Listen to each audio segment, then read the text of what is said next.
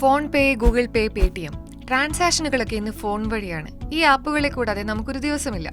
UPI ആപ്പുകളുടെ വരവോടെ ട്രാൻസാക്ഷനൊക്കെ വളരെ ഈസിയായി.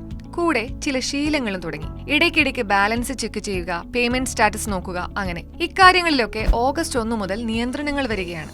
എന്താണ് ആ നിയന്ത്രണങ്ങൾ എന്നല്ലേ? ഒരു ദിവസം 50 തവണ വരെ മാത്രമേ ബാലൻസ് ചെക്ക് ചെയ്യാൻ സാധിക്കുകയുള്ളൂ. നിങ്ങളുടെ മൊബൈൽ നമ്പറുമായി ലിങ്ക് ചെയ്തിരിക്കുന്ന ബാങ്ക് അക്കൗണ്ടുകളെ കുറിച്ചുള്ള വിവരങ്ങൾ ഒരു ദിവസം 25 തവണ മാത്രമേ ഇനി കാണാൻ സാധിക്കൂ. സബ്സ്ക്രിപ്ഷനുകൾ, അതായത് നെറ്റ്ഫ്ലിക്സ്, മ്യൂച്വൽ ഫണ്ട്, SIP തുടങ്ങിയ ഓരോ മാസവും നമ്മൾ ചെയ്യുന്ന പേയ്മെന്റുകൾ ഇനി ട്രാഫിക് കുറവുള്ള സമയങ്ങളിൽ മാത്രമേ പ്രോസസ് ചെയ്യൂ. രാവിലെ 10 മണിക്ക്, ഉച്ചയ്ക്ക് 1 മണി മുതൽ വൈകുന്നേരം 5 മണി വരെ, അല്ലെങ്കിൽ രാത്രി 9:30 ശേഷം, അങ്ങനെയൊക്കെ.